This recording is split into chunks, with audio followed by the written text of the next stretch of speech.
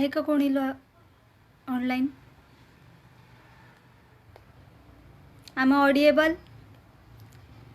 कोणी सांगता का आय ऑडिएबल प्लीज?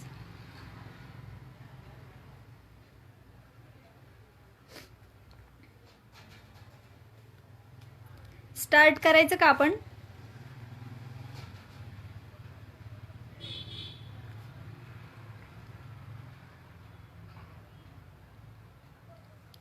प्लीज कमेंटमध्ये कळवा बरं, स्टार्ट करायचं का?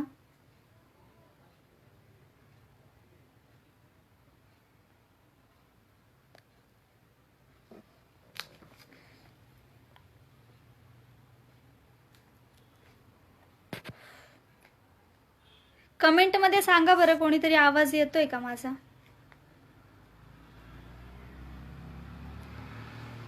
I audible? प्लीज सांगा बरं कमेंटमध्ये.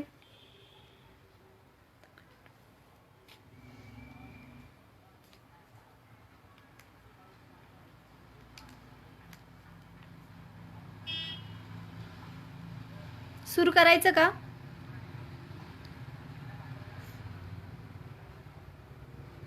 सुरू करायचं का आपण? आशिष, कॉम्रेड आशिष, सुरू करायचं का आपण?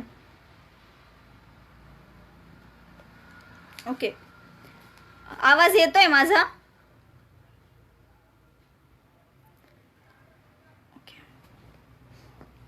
ठीक आहे, आपण सुरुवात करूया. विषय अचानक मिळाला आणि अचानकच लाईव्ह येण्याची संधी पण मिळाली. त्यासाठी म्हणावं तितकं प्रिपरेशन नाही, पण तरी प्रयत्न करते माझा 100% देण्याचा. तर विद्रोही कविता विषय आहे. प्रयत्न करते थोडंसं कविता लिहिण्याचा आणि तेच आज तुमच्यासमोर माझ्या कवितांची रचना घेऊन येत आहे. शीतल पाटील, जळगाववरून. तर nowadays we are facing a number of crises like health crisis, financial crisis, social crisis. आणि ह्या सगळ्या क्रायसिसमध्ये एक माणूस होरपळून निघत आहे. म्हणजे युद्धाचं काळ आहे असं आपण म्हणायला हरकत नाही. कारण तिसऱ्या महायुद्धापेक्षा कमी नाही आहे कोरोनाचा जो शिरकाव सर्वदूर जगभर पसरलेला आहे. त्याकडे दुर्लक्ष करूनही चालणार नाही. आणि ह्याच कोरोनाच्या पार्श्वभूमीवरती आज आपण सगळे लॉक आहोत, लॉकडाऊनच्या एका फेजमध्ये. आणि त्या फेजमध्ये आपण लॉक असल्यानं सगळ्यांना घरातच राहायचं आहे. आणि घरातच राहून सोशल मीडियाच्या माध्यमातून तुम्हा आम्हा सर्वांना एकत्र येऊन हे जे कार्यक्रम घेता येत आहेत, हे तर एक उत्तम प्रबोधनाचं माध्यम आज सोशल मीडिया झालेलं आहे असंही म्हणायला आपल्याला हरकत नाही. तर आपण भरपूर क्रायसिस बघत आहोत. त्यामध्ये माझं हे सगळं बघत असताना एक छोटीशी कविता आली आणि ती मी तुमच्यासमोर. रचना अशी आहे, कवितेचे बोल. माणूस. हे आशेचे क्षण निराश करणारे, जगण्याची आस करपून गेलेले, आयुष्य सुखाचे दुःख दारिद्र्याच्या झळांनी सुकून कडबा झालेले. ही बहारदार दिवसातली करंटी नासाळी, कपाळ मोक्ष करणारा वर्तमान, भविष्य जन्माला घालणारी गर्भ पिशवीच बहाळ झाली. म्हणे न्याय देणारे, हक्क बहाल करणारे शामिल आहे या कुकर्मात. काय तर म्हणे न्याय देणारे, हक्क बहाल करणारे शामिल आहेत ह्या कुकर्मात. आता प्रश्न गंभीर झालाय. काळजीपूर्वक ऐका. आता प्रश्न गंभीर झालाय. न्यायासाठी दार कोणाचे थोटावू असा प्रश्न नजरेसमोर उभा राहिलाय. माणूस नुसताच ढिगारा आहे राखेचा. शाबूत उभा तोवर कोसळून पडतो तेव्हा समस्त सगळ्यांना भूतकाळात मीही माणूस होतो. कोसळून पडतो तेव्हा समस्त सगळ्यांना भूतकाळात की मीही माणूस होतो. अशीच ही माणूस म्हणून एक कविता आपल्यासमोर सादर केली. खरं तर कोरोनानी आपल्या सर्वांचं प्रतिबिंब म्हणजे समाजाचा आरसा बनला आहे कोरोना, की खऱ्या अर्थानं समाजामध्ये काय घडत आहे, कशा पद्धतीनं ह्या सगळ्या क्रायसिसला आपण फेस करत आहोत आणि त्या फेस करण्यामध्ये कोणाकोणाची पायमल्ली होतीये, स्त्रियांना कुटुंबामध्ये त्यांच्यावर जो कामाचा बोझा वाढला आहे, म्हणजे पुरुषांना ऑफिसमधून जी सुट्टी मिळाली आहे त्या सुट्टीमधून वेगवेगळे व्यंजनं घरामध्ये त्यांची फरमाईश आहे की वेगवेगळ्या डिश बनवून खाऊ घालायच्या आणि मग स्त्रियांनी तसंच त्यांच्या सगळ्या फरमाईश पूर्ण करायच्या. ह्यात स्त्रियांचं कामाचं जे बर्डन वाढलं आहे तेही आपल्याला लक्षात घ्यायला पाहिजे. त्यासाठी एक 2 ओळी आहेत. तिचं प्रिन्सिपलही अगदी तिच्या किचनमधल्या तिला शिट्टी वाजवून जवळ बोलवणाऱ्या कुकरसारखं आहे. तिचं प्रिन्सिपलही अगदी तिच्या किचनमधल्या शिट्टी वाजवून तिला जवळ बोलवणाऱ्या कुकरसारखं आहे. स्टीम अंडर प्रेशर, म्हणजे तीही सतत स्टीम अंडर प्रेशर असते. कुकरचं प्रिन्सिपल आपण शाळेमध्ये शिकलो आहोत. माझा शिक्षणाचा विषय मायक्रोबायोलॉजी आहे, त्यामुळे मला त्याबद्दल बऱ्यापैकी माहिती आहे. आम्हाला एक कुकरसारखंच इन्स्ट्रुमेंट होतं लॅबमध्ये काम करत असताना. त्याला ओव्हन, हॉट एअर आणि मॉइस्ट एअर ओव्हन म्हणतात, ऑटोक्लेव. आणि त्या ऑटोक्लेवचं प्रिन्सिपल होतं steam under pressure, like that cooker आपल्या किचनमधला. त्यावरून मला सुचलेल्या ह्या 2 ओळी. तर अशा प्रकारे समाजामध्ये अचानक अनेक गोष्टी ज्या घडत आहेत त्या गोष्टींकडे दुर्लक्ष करून चालणार नाही. त्यामध्ये कामगार वर्ग आहे. काल परवाच एक कामगार विषयावरती अशी बातमी वाचली की ती वाचून अक्षरशः अंगावरती काटा उभा राहिला की कामगारांच्या हिताचे, कामगारांसाठी बनलेले सगळे कायदे जवळपास 3 वर्षांसाठी रद्द करण्यात आलेले आहे. एकूण 4 राज्यांमध्ये UP, MP, उत्तर प्रदेश, मध्य प्रदेश आणि गुजरात या 3 राज्यांनी त्यासाठी इनिशिएटिव्ह घेतलेला आहे. त्यामध्ये मग त्यांनी पहिले 4 कायदे सोडले, तर त्यानंतर येणाऱ्या सगळ्या कायद्यांमध्ये त्यांनी रद्द केलेलं आहे. तर ह्याच कामगारांसाठी सुचलेल्या 2 ओळी त्या मी तुमच्यासमोर सादर करते. भूक. कवितेचं शीर्षक आहे भूक आणि रचना अशी आहे. भूक 750 वर्षापूर्वी भूक स्वराज्याची होती. 750 वर्षापूर्वी भूक स्वराज्याची होती. 60 वर्षापूर्वी भूक स्वातंत्र्याची होती. वर्षामागे वर्ष उलटत गेले, भूकेचे स्वरूप बदलत गेले. भूक नुसती भूक राहिली नाही, भूक नुसती भूक राहिली नाही, ती जगण्याचा आस झाली, ती जगण्याचा आस झाली, आभासी दुनियेचा श्वास झाली. ही भूक पोटाची नव्हतीच कधी, ही भूक पोटाची नव्हतीच कधी, असती तर क्षमली ही असती चतकोर भाकरीने, भागली ही असती व्यवस्थेच्या चाकरीने. भुकेचा प्रश्न होता शिक्षण, रोजगार, संरक्षण आणि अभिव्यक्ती. भुकेचा प्रश्न होता शिक्षण, रोजगार, संरक्षण आणि अभिव्यक्ती. भाग पाडलं जात होतं मानायला, केली जात होती पावलापर सक्ती. मात्र आता वेळ बदललीये, मात्र आता वेळ बदललीये, काळ उलटलाय, सर्वदूर भुकेचा काळोख पसरलाय आणि प्रश्न आहे फक्त आणि फक्त पोटाच्या भुकेचा, चतकोर भाकरीचा आणि मोकळ्या श्वासाचा. अशीच ही भूक आज आपल्याला बघायला मिळते रस्त्यावरती. टाचा सोलेपर्यंत कामगार आपल्या घराच्या दिशेने निघालेत. त्यामध्ये घरी पोहोचत काही देवाघरी सुद्धा पोहोचलेत, म्हणू नये देवाघरी, पण पोहोचलेत. आपल्याला हे बघायला मिळतंय. रेल्वेचा अपघात, त्यामध्ये 16 कामगारांचा मृत्यू, रेल्वे खाली चिरडून 16 कामगारांचा मृत्यू झाला. याला कारणीभूत नेमकं ठरवावं कोणाला, हाही मोठा प्रश्न आहे. येणाऱ्या बऱ्याच प्रश्नांनी, म्हणजे घरात सोप्यावरती द्राक्ष, आंबे, फळं खात असताना TV वरती बातमी बघून आपल्याला म्हणायला खूप सोपं वाटतं हो की रेल्वे स्टेशनच्या त्या रेल्वे रुळावरती झोपायची गरज काय होती.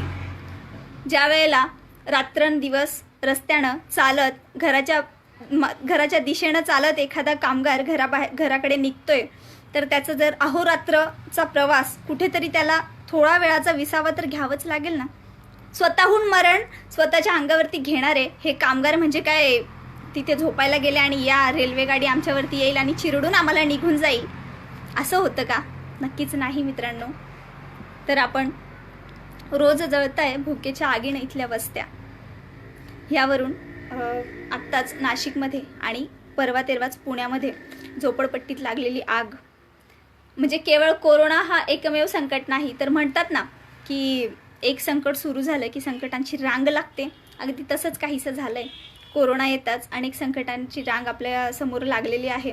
तर नाशिकमधील एका झोपडपट्टी वजा घरांमध्ये अचानक लागलेल्या आगीमध्ये जवळपास हजारो लोकांचं कुटुंब त्या ठिकाणी उद्ध्वस्त झालं.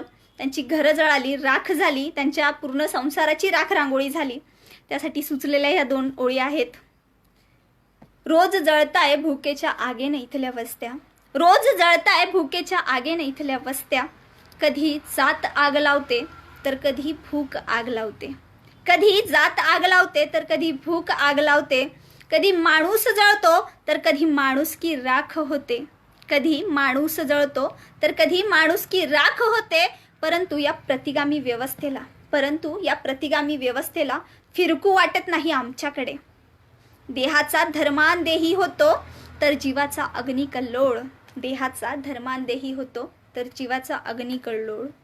नाशिक आणि पुण्यामध्ये लागलेल्या आगीत असंख्य संसारांचा झालेला जो राख रांगोळी आहे त्यांना समर्पित ह्या 2 ओळी मी आपल्यासमोर सादर केल्यात. अशा प्रकारे आपल्याला समाजामध्ये अत्यंत भीषण परिस्थिती बघायला मिळते. कोरोनाच्या पार्श्वभूमीवरती कामगारांची होणारी पायमल्ली, त्यांना घरापर्यंत पोहोचवण्याची खरं तर जबाबदारी ही शासनाची होती. परंतु आपण प्रत्येक गोष्टीला आत्मनिर्भरही राहायला हवं आपल्याला, तेही गरजेचं आहे. म्हणून निघालेत पायी आपल्या रस्त्यानं, आपल्या घराच्या रस्त्यानं. आणि घराकडे गेल्यानंतर गावात त्यांच्यासाठी तिथे बोर्ड लावला आहे की गावात प्रवेश नाही. आता जावं तरी त्यांनी कुठे, जावं तरी त्यांनी कुठे, हाही मोठा प्रश्न आहे. अशा असंख्य प्रश्न आज आपल्या तुमच्या सगळ्यांच्या मनामध्ये आहेत. ह्याच्यासाठी सुचलेल्या 2 ओळी आपल्यासमोर सादर करते. रचना आहे, साहेब ओळखलत का, साहेब ओळखलं का, होय मी तोच सामान्य माणूस, साहेब ओळखलं का, होय मी तोच सामान्य माणूस. परवा आमच्या कातळाचं बूट बनवून घातलं ना तुम्ही, परवा आमच्या कातळाचं बूट बनवून घातलं ना तुम्ही, कालच तर त्याला पॉलिश करून गेलेत ना साहेब, ओळखलं नाही का, होय मी तोच सामान्य माणूस, साहेब ओळखलं नाही का. आमच्या रक्तानं माखलेल्या डांबरी रस्त्यावर भरधाव वेगानं तुमची लाखांची गाडी येऊन आम्हाला चिरडून जाते ना साहेब, ओळखलं नाही का, होय मी तोच सामान्य माणूस. आमच्या पिढ्यानपिढ्या या भल्या मोठ्या इमारती बांधण्यात गेल्या, आमच्या पिढ्यानपिढ्या या भल्या मोठी इमारती बांधण्यात गेल्या. इमारतीतल्या शाळेत आमच्या पोराला ॲडमिशन मिळत नाही ना साहेब, ओळखलं नाही का, होय मी तोच सामान्य माणूस. इथं आमच्याच पोरी बायकांच्या अब्रूची लखतरं गावाच्या वेशीला टांगली जातात. इथंच आमच्याच पोरी बाळांची अब्रूची लखतरं गावाच्या वेशीला टांगली जातात. लाछनास्पद वैश्याचा शिक्कामोर्तबही केला जातो ना साहेब, ओळखलं नाही का, होय मी तोच सामान्य माणूस. इथं आमचीच पोरं सैन्यात भरती होतात, इथंच आमचीच पोरं सैन्यात भरती होऊन देशाच्या संरक्षणासाठी आपल्या प्राणांची शहादत देतात. आणि आमचीच पोरं नेत्यांच्या मोर्चात सामील होऊन देशोधडीलाही लागतात. ओळखलं नाही का साहेब, होय मी तोच सामान्य माणूस. शेतात घाम जिरवून लाखो धावा काढणारा शेतकरी, शेतात घाम जिरवून लाखो धावा काढणारा शेतकरी, देशाचा पोशिंदा कर्जानं गळफास घेणारा आमचा बाप, प्रेम प्रकरण करून जीवाशी गेला म्हणतात ना साहेब, होय मी तोच सामान्य माणूस. ओळखलं नाही का. आमच्या कष्टाची कुठं नोंद नाही, आमच्या कष्टाची कुठं नोंद नाही, आम्हाला कोणता महागाई भत्ता नाही. मरणावर आमच्या सरणावर आमच्या जाळायला लाकूडही नाही, मरणावर आमच्या सरणावर आमच्या जाळायला लाकूडही नाही. पार गोचिड होऊन आमचं रक्त ओरबाडून पिताना साहेब, ओळखलं नाही का, होय मी तोच सामान्य माणूस. आमच्या गेलेल्या आणि येणाऱ्या पिढ्यानपिढ्या, आमच्या गेलेल्या आणि येणाऱ्या पिढ्यांना शोषित, पीडित, वंचित, बहुजन, शेतकरी, कष्टकरी या आणि अशा अनेक नामविशेषणांनी संबोधलं गेलं ना साहेब, ओळखलं नाही का, होय मी तोच सामान्य माणूस. ज्याला तुम्ही सामान्य, बहुजन, वंचित, शेतकरी, कष्टकरी अशी अनेक नामविशेषांनी ओळखताना साहेब, ओळखलं नाही का साहेब, होय मी तोच सामान्य माणूस. आज सामान्य माणूस सामान्य राहिला नाही, तो खूप असाधारण झालाय. स्वतःच्या पावलांची साल निघेपर्यंत पायी चालत घराकडे निघालाय तो सामान्य माणूस. सर्व दुःख वेदना या समाजाची लांछनास्पद शब्द सगळं सहन करत करत तो सामान्य माणूस आज सामान्य राहिला नाही. या सामान्यांमध्ये कधीतरी जाऊन जगून बघा तर समजेल सामान्यांचं आयुष्य काय असतं. सामान्य माणूस आज सामान्य राहिला नाही हे नक्कीच लक्षात येईल. अशा तऱ्हेने आज सामान्यांमध्ये एक सामान्य स्त्री सुद्धा असते. याच स्त्रीसाठी सुचलेल्या कवितेच्या 2 ओळी ज्या मी आपल्यासमोर सादर करतेय. कवितेचं शीर्षक आहे फेमिनिझम. फेमिनिझम म्हटलं म्हणजे बऱ्याच पुरुषांचा असा गैरसमज होतो की शी इज अ मेन हेटर. फेमिनिस्ट आहे म्हणजे ती पुरुषांचा तिरस्कार करत असेल असंही समजलं जातं. I am a feminist but I can't hate main because I am not a complete for her.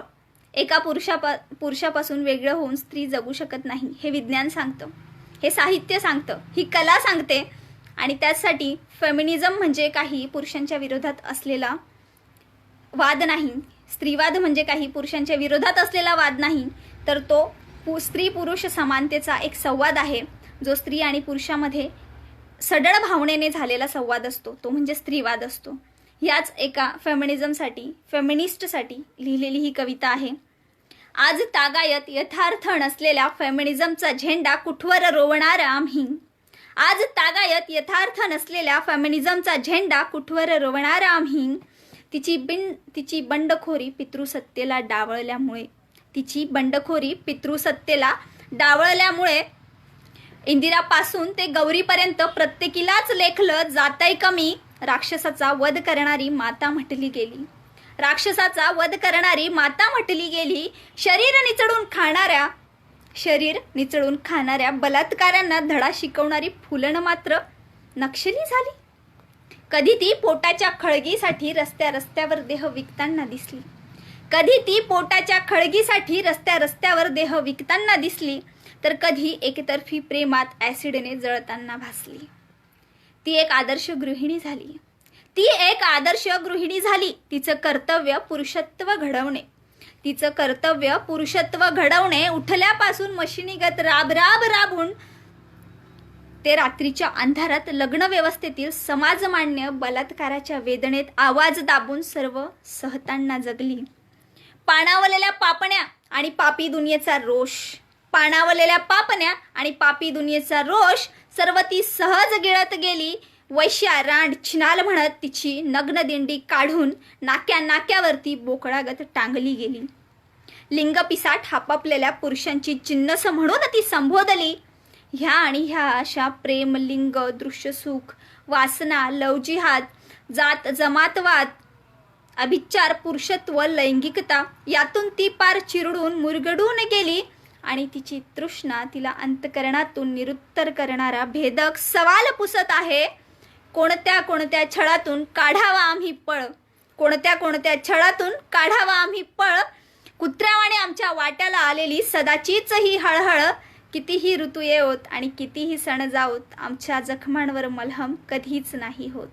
कितीही ऋतू येवोत आणि कितीही सण जावोत, आमच्या जखमांवर मलहम कधीच नाही होत. कारण हा गुन्हा आहे आमचा, आम्ही स्त्रिया आहोत. कारण हा गुन्हा आहे आमचा, आम्ही स्त्रिया आहोत. मित्रांनो, विषय स्त्रीचा निघालाय म्हणून पुरातन काळापासून, पुरातन म्हणजे गेल्या 750, 800, 1000, 1500 लाखो वर्षांपासून स्त्रियांवर होणारा अत्याचार आपल्याला बघायला मिळतो. जेव्हापासून आपण इतिहास वाचत आहोत, जेव्हापासून इतिहास नजरेस यायला लागलाय, तेव्हापासून आपल्याला कळतंय की स्त्रीचं क्षेत्र केवळ चूल आणि मूल इतक्या पुरताच मर्यादित ठेवलेलं आहे. आणि जर ती त्या पलीकडे म्हणजे तिची ती चूल आणि मूल ह्या चौकट ओलांडून जर ती घराबाहेर निघत असेल तर ती स्त्री पापी आहे, ती स्त्री सद्गुणी नाही, तिच्यामध्ये गुण चांगले नाहीत, असं ह्या समाजाची धारणा आहे. आणि ही धारणा मोडीस काढत सावित्रीबाई फुले यांनी स्त्रियांच्या शिक्षणासाठी केलेलं कार्य, सतीची प्रथा जी बंद केली, म्हणजे तिचा जो नवरा आहे, तिचा जो सहजीवनी आहे, तो संपल्यानंतर त्याच्यासोबत त्या स्त्रीनं आपलं स्वतःचं अस्तित्व संपवून त्या पुरुषत्वाच्या प्रतिमेला डाग लागू नये म्हणून ती स्त्री सुद्धा सती जात होती. आणि ती सतीची प्रथा बंद करून आज समाजामध्ये स्त्रियांचंही मानाचं स्थान निर्माण करणाऱ्या सावित्रीबाई फुले, महात्मा ज्योतिबा फुले यांना मी त्रिवार वंदन करते. आणि अशाच एका कवितेच्या विश्वातून तू कवी हो ही माझी छोटीशी रचना आहे, ती मी आपल्यासमोर सादर करते.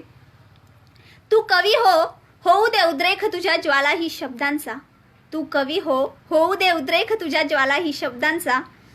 पसरू दे पसार नव चैतन्याचा, पसरू दे पसार नव चैतन्याचा. नुसताच पोंगाट नको आजच जन्मलेल्या पिलासारखा. तेवत ठेव तुझ्या कवितेतून अनुभवांचा पेटता पलिता. तेवत ठेव तुझ्या कवितेतून अनुभवांचा पेटता पलिता. एक ओळ गालिब सारखी लिही, पांझरू दे त्यातून मीरा, कबीर, बुद्ध, बहिणाई. घाई नको त्यात भगताला विसरू नको. मधून पाश, अमृता प्रीतम, मंटो, फैज आणि मार्क्स दिसू दे. जमलंच तर तुकोबा संगतीला घे. तुझ्या शब्दांना कविता बनव आणि स्वप्नांना त्याचा आशय. तुझ्या शब्दांना कविता बनव आणि स्वप्नांना त्याचा आशय. रक्तामासात भिनलेला कवी तू, शिराशिरातून न्याहून काढ तुझ्या शब्दांना. तू लिही भाषेवर भाष्य, तू लिही भाषेवर भाष्य. असं जे तुझ्या नावानं जामीन राहील, तेजत राहील पिढ्यानपिढ्या. कवी आणि कवितेच्या विश्वात, कवी आणि कवितेच्या विश्वात.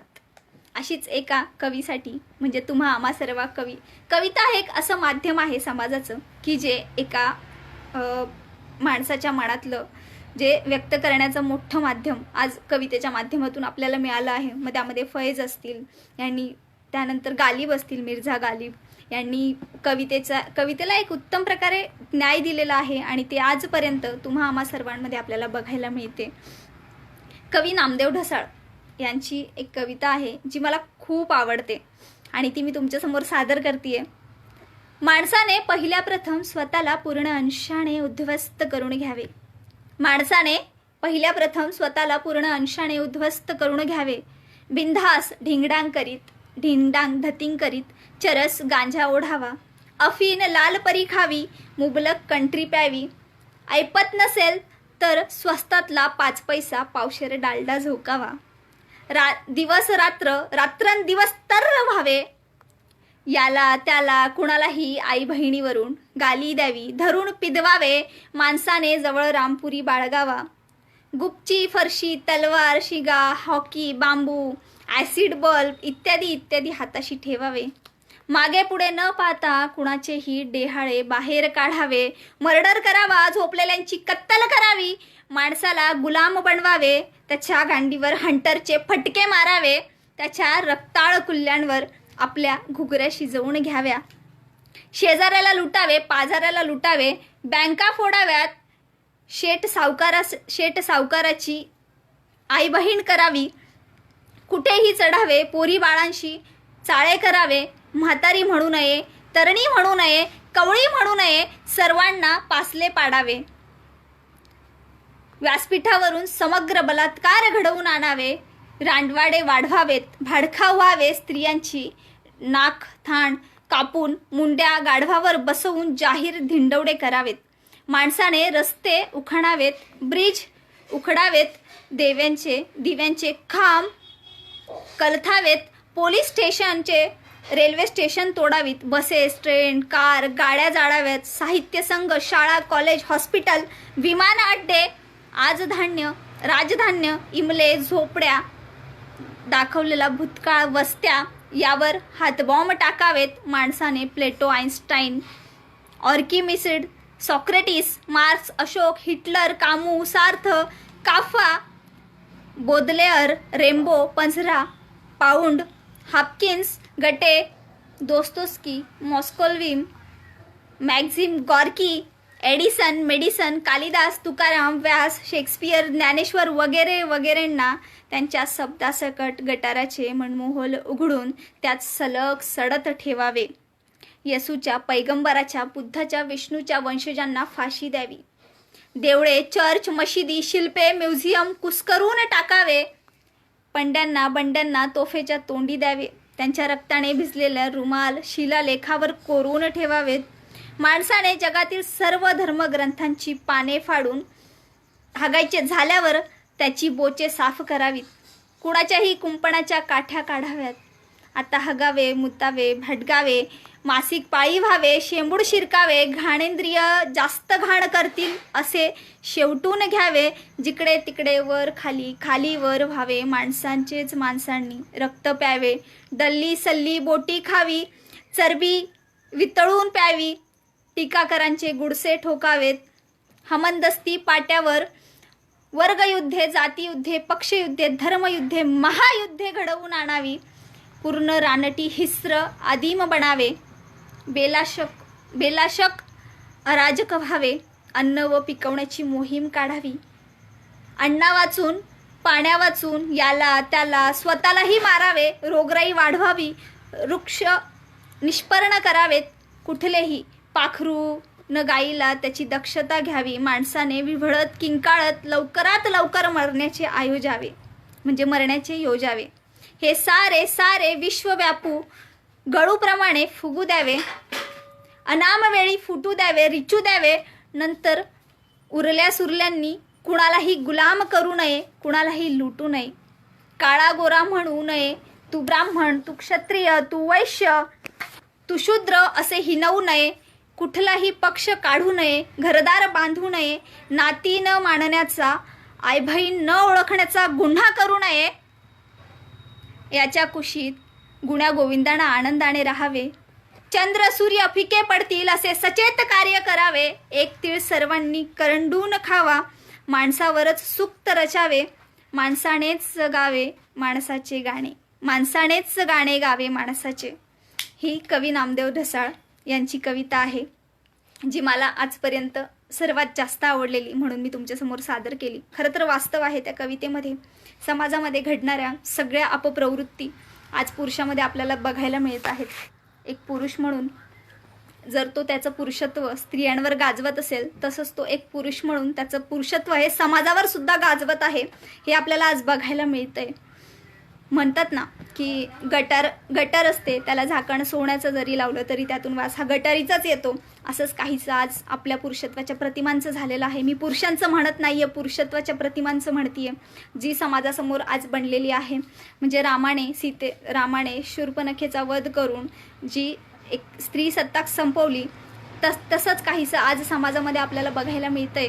स्त्रियांची सत्ता येईल ह्या भीतीनं पुरुषांना ही भीती आहे, आणि म्हणून मग त्यांचं ते वर्चस्व गाजवण्यासाठी हा समाजामध्ये चालवलेला जनकल्लोळ आहे, हे आपल्याला बघायला मिळतोय. आणि हा जनकल्लोळ साधासुद्धा नसून तर संपूर्ण जगाचं वाटोळं करणारा आहे. अशा पद्धतीने पुरुषत्वाच्या प्रतिमा आज आपल्यासमोर रेखाटल्या गेलेल्या आहेत. तरी असो, काय करणार नाही का आपण? किती बोलणार, आणि बोलून बोलून ऐकणारे तरी आहेत किती? असं म्हणून चालणार नाही. तर आपल्याला तोपर्यंत बोलत राहायचं आहे जोपर्यंत समाजामध्ये आपल्याला बदल घडताना दिसत नाही. अवतार सिंग पाश यांची एक सुंदर रचना आहे, हम लढेंगे साथी. ती मला तुमच्यासमोर सादर करावी वाटते, कारण आजच्या घडीला ती अत्यंत अनुसरून आहे. म्हणून हम लढेंगे साथी उदास मौसम के लिए, हम लड़ेंगे साथी गुलाम इच्छाओं के लिए, हम चुनेंगे साथी जिंदगी के टुकड़े, हथौड़ा अब भी चलता है उदास निहाई पर, हथौड़ा अब भी चलता है उदास निहाई पर, हल अब भी चलता है चीखती धरती पर, हल अब भी चलता है चीखती धरती पर, हल अब भी चलता है चीखती धरती पर, यह काम हमारा नहीं बनता है, प्रश्न नाचता है, प्रश्न के कंधों पर चढ़कर हम लड़ेंगे साथी. कत्ल हुए जज्बों की कसम खाकर, कत्ल हुए जज्बों की कसम खाकर, कत्ल हुए जज्बों की कसम खाकर, बूझी हुई नजरों की कसम खाकर, हाथों पर पड़े घट्टों की कसम खाकर, हम लड़ेंगे साथी. हम लड़ेंगे जब तक, हम लड़ेंगे तब तक जब तक वीरू बकरियों का मृत पीता है, लिखे हुए सरसों के फूलों को जब तक बोने वाले खुद ही सूंघते हैं, कि सूजी आंखों वाली गांव की अध्यापिका का पति जब तक युद्ध से लौट नहीं आता, जब तक पुलिस के सिपाही अपने भाइयों का गला घोटने को मजदूर है कि दफ्तरों के बाबू जब तक लिखते हैं लहू से अक्षर, हम लड़ेंगे जब तक दुनिया में लड़ने की ज़रूरत बाकी है। जब तक बंदूक न हुई तब तक तलवार होगी, जब तक तलवार न हुई लड़ने की लगन होगी, लड़ने का ढंग न हुआ लड़ने की ज़रूरत होगी। हम लड़ेंगे साथी, हम लड़ेंगे कि लड़े बगैर कुछ नहीं मिलता, हम लड़ेंगे कि अब लड़े क्यों नहीं, हम लड़ेंगे कि अब तक लड़े क्यों नहीं, हम लड़ेंगे अपनी सज़ा कबूलने के लिए, लड़ते हुए जो मर गए उनकी याद जिंदा रखने के लिए। हम लड़ेंगे साथी, हम चुनेंगे साथी, हम लढेंगे साथी, हम चुनेंगे साथी। आपल्याला अशाच पद्धतीची लढाई कोरोनाच्या विरुद्ध करायची आहे आणि त्या लढाईची सुरुवात झालेली आहे। वॅक्सिन लवकरच येणार या आशेवरती आपण सगळे बसलेलो आहोत, पण तरी मला असं वाटतं युनेस्कोचा अहवाल आहे आणि त्याचबरोबर वर्ल्ड हेल्थ ऑर्गनायझेशननेही सांगितलंय की येणाऱ्या 1 वर्षभरामध्ये आपल्याला कोरोनाला सोबत घेऊनच जगायचं आहे। त्यामुळे आपल्याला फिजिकल डिस्टन्सिंग पाळायचं आहे, फिजिकल डिस्टन्सिंगच म्हणा, कारण आधीच आपल्याला सामाजिक दूरी ही आपल्या माणसामध्ये आपल्याला पूर्वीच्या काळापासून बघताना आलेली आहे। म्हणून physical distancing is a right word that time, म्हणूनच फिजिकल डिस्टन्सिंग हा शब्द वापरलेला आहे। इंटरनेटच्या विश्वात आज आपण हा कार्यक्रम घेत आहोत। अशीच 2 वर्षापूर्वी सुचलेली अचानक इंटरनेटवरील रचना आहे जी मी तुमच्यासमोर सादर करते। कवितेचे बोल आहेत, कसा रे माणूस तू इंटरनेट वेडा, कसा रे माणूस तू इंटरनेट वेडा, या तंत्रज्ञानाचा नादच खुळा, माणसाची करामत सोडून तू मोबाईलची किमया गातो, स्वप्नांनाही गुगलवर डाउनलोड करू पाहतो। आज आयुष्य तुझं झालं किती अँड्रॉइड जणू संवेदनाहीन, आज आयुष्य तुझं झालं किती अँड्रॉइड जणू संवेदनाहीन, इंटरनल एक्सटर्नल स्टोरेज गच्च भरूनही मनानं किती रे तू दिन, फ्लॉपी डिस्क ड्राईव्हने तर संस्कारच हिरावून घेतले, आई बापाला सुद्धा नमस्कार तू व्हॉट्सअपवर म्हटले, सोशल नेटवर्क करतं व्हायरल प्रत्येक बातमी जोमानं प्रचार व प्रसार, विकिपीडियाही हतबल सांगू शकत नाही आहे काय हा प्रकार, दररोज अपडेट होतंय तुझं न्यू व्हर्जन, दररोज अपडेट होतंय तुझं न्यू व्हर्जन, स्माइली सिम्बॉलने तर केलं नाहीसं माणसातलं कन्व्हर्जन, स्माइली सिम्बॉलने तर केलं नाहीसं माणसातलं कन्व्हर्जन, दुःख व्यक्त करण्याचं साधन झालं फेसबुक आणि हाईक, दुःख व्यक्त करण्याचं साधन झालं फेसबुक आणि हाईक, परिवार सोडून म्युच्युअल फ्रेंडच आज वाटू लागले नातेवाईक, असंच काहीच आज आपल्याला बघायला मिळतं आहे। एका घरामध्ये कुटुंबातील 4 माणसं जेवायला बसलेली असतात आणि तिथे बसलेली असताना आई भावाला 4 वेळा विचारून जाते, बाळा तुला पोळी वाढू का, बाळा तुला ताटात पोळी वाढू का, बाळाचं काही लक्ष नाही कारण तो मोबाईलमध्ये मग्न असतो पबजी खेळण्यात, आणि मग त्याची ताई म्हणजे मोठी ताई त्याला मेसेज टाकते की भाऊ आई तुला जेवणासाठी पोळी वाढू का विचारतीये, काय सांगायचंय, तर त्याचा फोनमधूनच रिप्लाय असतो की नकोय मला, माझं जेवण झालंय। अशाच काहीचं आज आपल्याला समाजामध्ये बघायला मिळतंय। मोबाईलचं ॲडिक्शन मुळे सुसाईड करणारे मुलं, आत्ताच गेल्या काही वर्षापूर्वी म्हणजे 2 वर्षापूर्वी एक बातमी ऐकायला आली होती इंटरनेटवरूनच की एका मुलाने 100 सेल्फी काढल्या आणि त्या सेल्फीपैकी त्याला एकही आवडली नाही म्हणून पुन्हा 100 सेल्फी काढल्या, त्यापैकी त्याला एकही आवडली नाही म्हणून पुन्हा 100 सेल्फी काढल्या, आणि अशा सेल्फी काढत तो इतका हताश झाला की त्यानं स्वतःला त्या क्षणी संपवलं। म्हणजे हे ॲडिक्शन आहे जे माणसाला घेऊन त्याला संपवण्यासाठी प्रवृत्त करतो। मला तरी वाटतं व्यसन लावायचं असेल तर भगतसिंगांसारखं व्यसन लावा। त्यांनी त्यांच्या अंतिम क्षणांमध्ये सुद्धा जर जेलमध्ये काही मागितलं असेल त्यांच्या कारागृहामध्ये तर ते पुस्तक होतं। त्यांनी पुस्तकांना त्यांचा बेस्ट फ्रेंड बनवलं ना की मोबाईलला, आणि त्या वाचनांमधून आज ते आपल्यासमोर एक कॉम्रेड म्हणून मोठं व्यक्तिमत्व आहे। हम लढेंगे साथी, हम चुनेंगे साथी अवतार सिंग पाश यांची कविता आहे। तसंच त्यांनी आपल्याला कालही सांगितलं होतं, ए भगत सिंग तू जिंदा है हर एक लहू के कतरे में, आपल्याला म्हणायला हरकत नाही, ए भगत सिंग तू जिंदा है हर एक लहू के कतरे में। त्यांनी आपल्याला कालच सांगितलं होतं तूने तो तब ही बोला था ये आज़ादी नहीं धोखा है, आज़ादी नहीं धोखा है, पुरी मुक्ती नहीं है यारो, गोरो के संग सौदा है. असंच काहीसं आज आपल्यासोबत होताना दिसतंय. आज आपण स्वतंत्र आहोत, परंतु खरोखर स्वतंत्र आहोत का, त्यापुढे आपल्याला क्वेश्चन मार्क देणं गरजेचं आहे. स्वतंत्र भारतामध्ये स्वतंत्रपणे मुक्तपणे वावरायला आपल्याला आज स्वातंत्र्य नाही. पक्षी उडतायत, सगळे प्राणी धावतायत रस्त्यावरती, पण आज आपण लॉकडाऊन होऊन बसलोय. याला निसर्गाची किंवा मग देवाचा रोष प्रकोप न म्हणता याला हा एक मानवी सहार आहे हे लक्षात घेतलं पाहिजे आपण. याच मानवी सहाराला सामोरे जात असताना आज आपण सगळे लॉकडाऊन आहोत. लॉकडाऊनमध्ये मी शीतल पाटील आपल्यासमोर कविता सादर करते. असंच काहीसं आज आपल्या समाजामध्ये बघायला मिळतंय. मंडळी, बराच वेळ झालेला आहे, विना तयारी आपल्यासमोर आली आहे. तरी कोणाचे काही प्रश्न असतील तर कृपया सांगा. वेळ किती झालेला आहे मला सांगतं का कोणी? माझ्या फोनवरती वेळ दिसत नाही आहे. एकंदरीत किती वेळ झालेला आहे मला तुम्हाला बोर करून माहिती नाही. बोर झालं असेल की आवडलं असेल. वेळ सांगता का मला कोणीतरी, किती वेळ झालेला आहे आपल्या या लाईव्ह सेशनला? सांगतं का कोणी हा लाईव्ह सेशनचा वेळ एकंदरीत किती झालेला आहे ते?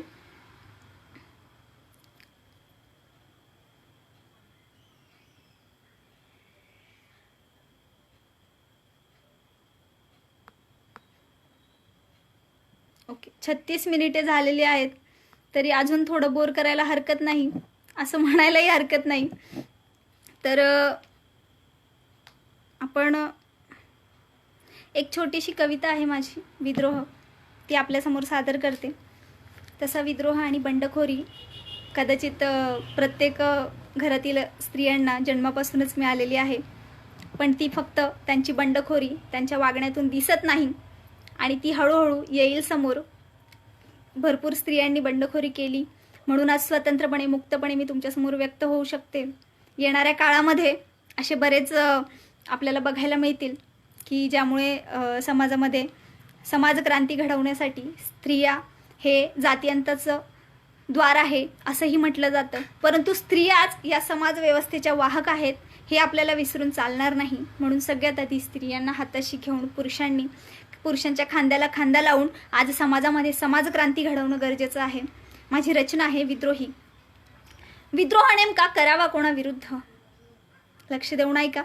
विद्रोह नेमका करावा कोणाविरुद्ध? इथल्या कुचकट आणि विचकट व्यवस्थेविरुद्ध. इथल्या कुचकट आणि विचकट व्यवस्थेविरुद्ध. स्वतःच्या मनात असलेल्या बंडखोरी विरुद्ध, की आपल्यांनीच आपल्यावर घातलेल्या बंधनाविरुद्ध. विद्रोह नेमका करावा कोणाविरुद्ध? समाज व्यवस्था, समाज विघातक व्यवस्थेतील 4 माणसं ज्यांचा आजवर तपास नाही. समाज व्यवस्था, समाज व्यवस्थेतील 4 माणसं ज्यांचा आजवर तपास नाही. स्वतःच्या मनात असलेल्या बंडखोरी विरुद्ध.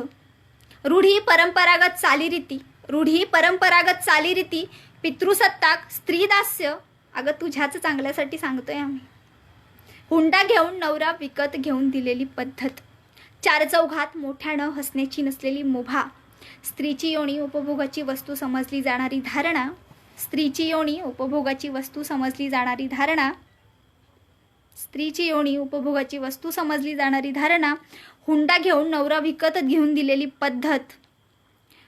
अंधश्रद्धेच्या नावाखाली 4 दिवसाची लागू केलेली आणीबाणी. तिच्या नको या शब्दाला घडवून आणलेली कहाणी. तिच्या नको या शब्दाला घडवून आणलेली कहाणी. लोकाचं धन म्हणून संबोधली जाणारी ती आईबापाची राजकुमारी. लोकाचं धन म्हणून संबोधली जाणारी ती आईबापाची राजकुमारी. भाऊ आणि बापासमोर घरातच असलेला संकोच. भाऊ आणि बापासमोर घरातच असलेला संकोच. घराबाहेर पडताना विचारली जाणारी 100 प्रश्न आणि घराबाहेर पडताच पुरुषांच्या बलात्कारी नजरा. विद्रोह नेमका करावा कोणाविरुद्ध? इथल्या कुचकट आणि विचकट व्यवस्थेविरुद्ध, की आपल्यांनीच आपल्यावर घातलेल्या बंडखोरी विरुद्ध. विद्रोह नेमका करावा कोणाविरुद्ध? नेमका बंड पुकारावा कोणाविरुद्ध? हा केवळ प्रश्न नाही तर अशा प्रेम, लिंग, दृश्य सुख, अभिचार, पुरुषत्व, लैंगिकता यातून ती पार चिरडून मुरगडून गेली आणि तिची तृष्णा अंतकरणातून तिला निरुत्तर करणारा भेदक सवाल पुसत आहे. विद्रोह नेमका करावा कोणाविरुद्ध? स्वतःच्या मनात असलेल्या बंडखोरीविरुद्ध की आपल्यांनीच आपल्यावर घातलेल्या बंधनाविरुद्ध विद्रोह नेमका करावा कोणाविरुद्ध? विद्रोह नेमका करावा कोणाविरुद्ध? हा विद्रोह स्त्रियांचा आहे, जो स्त्रियांनी समाजामध्ये त्यांच्यावर घातलेल्या लांछनास्पद बंधनाचा आहे. आज आपण समाजामध्ये बघतो की स्त्रियांचा जो कामाचा, श्रमाचा जो वाटा आहे तो GDPचा भाग समजला जात नाही. GDPचा तो भाग समजला जात नाही कारण एक स्त्री ज्या वेळेला ती घरामध्ये श्रम करते ते श्रम मानलं जात नाही, तर ते तिचं कर्तव्य आहे असं म्हणून तिला सक्ती केली जाते त्या कामाची. आणि ते कर्तव्य ती पार पाडत असताना त्याच्या मोबदल्यात तिला काहीच मिळत नाही. आता मला सांगा, एखाद्या घरामधील करती स्त्री म्हणजे किचनमधल्या कामाची करती स्त्री, ना की कमवून घरामध्ये पैसे आणणारी स्त्री, ती स्त्री ज्या वेळेला गावी जाते त्यावेळेला पुरुषांची जेवणाची जी होणारी गैरसोय असते त्यावेळेला पुरुष काय करतात, तर बाहेर जाऊन हॉटेलात किंवा मग मेसमध्ये जेवण करतात. तिथे पैसे भरतातच ना, ते पैसे GDPमध्ये ॲड होतात. परंतु एक स्त्री रोज घरामध्ये तुम्हाला चांगलं चांगलं जेवण बनवून खाऊ घालते, ते मात्र GDPचा भाग समजला जात नाही. अशा प्रकारे अनेक गोष्टी आहेत ज्या स्त्रियांच्या बाबतीत आपल्याला बघायला मिळतील. स्त्रियांचा श्रम मानला जात नाही. पण मला सांगा, सकाळी सगळ्यात आधी आणि सगळ्यात शेवटी झोपणारी ती स्त्रीच असते, हे आपण कसं विसरून जातो? पुरुषाच्या तुलनेत 4 ते 5 तास जास्तीचं श्रम करणारी ती स्त्रीच असते, हे आपण विसरून जातो. समाजामध्ये स्त्रियांचं जे स्थान आहे ते आज मानाचं नाही. जरी त्या स्त्रिया घराबाहेर निघत असतील तरी सुद्धा त्या स्त्रिया घराबाहेरून घरात आल्यानंतर म्हणजे 8 तास पुरुषही काम करून आला, 8 तास ती स्त्रीही काम करून आली, पण 8 तास आल्यानंतर पुरुषांना लगेच सेवा लागते, पण त्या स्त्रीला लगेच सेवेला लागावं लागतं किचनमध्ये आणि तिला स्वयंपाकाला लागावं लागतं. अशा पद्धतीने एका स्त्रीचं मानाचं स्थान कुठेतरी आज आपल्याला बघायला मिळत नाही. जरी इंदिरा गांधी ह्या बाहेरच्या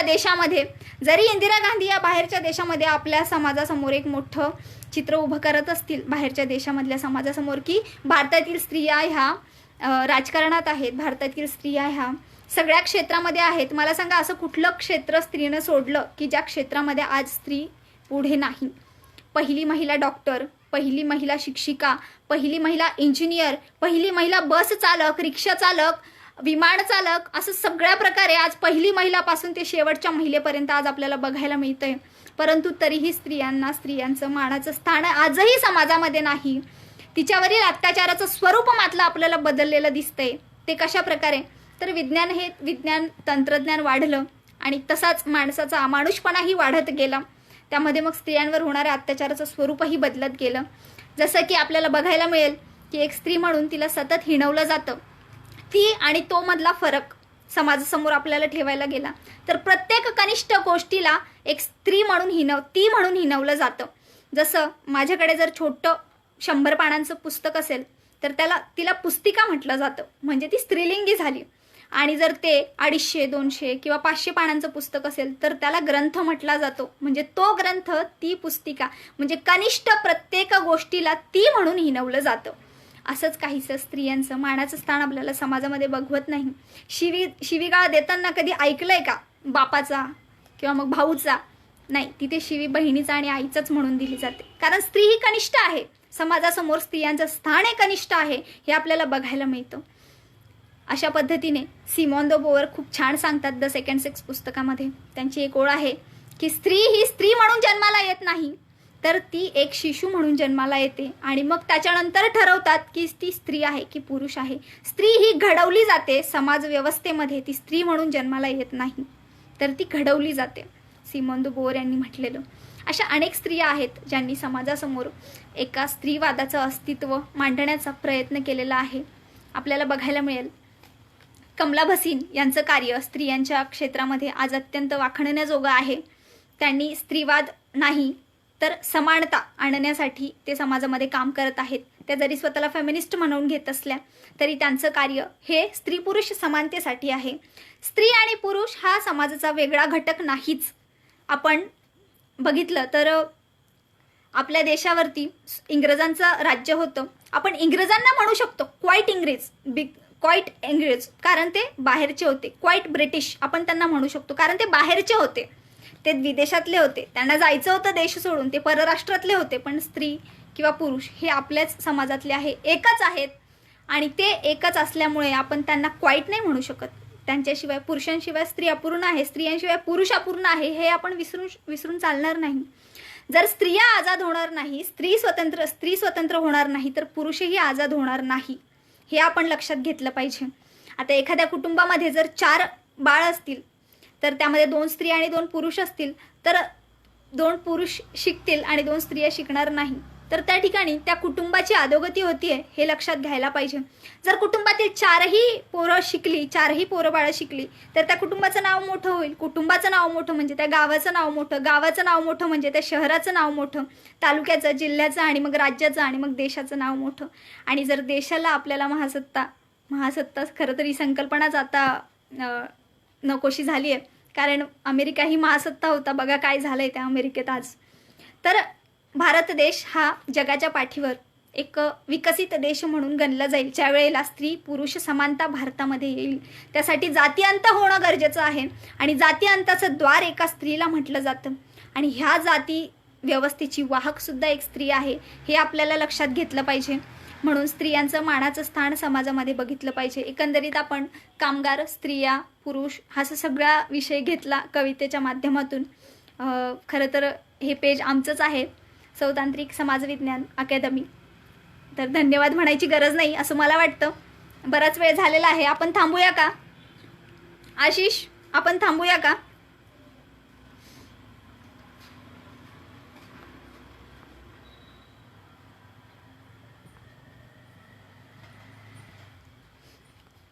सीमा साखरे एक स्त्रीवादी साहित्य कवयित्री आहेत. त्या खूप छान म्हणतात, बाई म्हणजे वेगळं सांगण्याची गरज नाही, बाई म्हणजे वेगळं सांगण्याची गरज नाही, जी घडवली जाते जन्मतः नाही, तीही बाई पण स्वीकारत जाते, जमेल तसं टिकवत जाते ती बाई. पण या दीर्घ कवितेत त्या पुढे काय म्हणतात बघूया बरं. बाईच्या डोक्यात एक कम्प्युटर आहे, बाईच्या डोक्यात एक कम्प्युटर आहे, सर्वच घटनांची त्यात नोंद आहे, सर्वच घटनांची त्यात नोंद आहे, दुःखाची फाईल ती ओपन करीत नाही, म्हणतात ती उघडली तर कॉम्प्युटर जळून जाईल. अशाच बऱ्याच गोष्टी एका स्त्रीच्या डोक्यामध्ये आहेत. कॉम्रेड आशिष, आपण थांबूया का?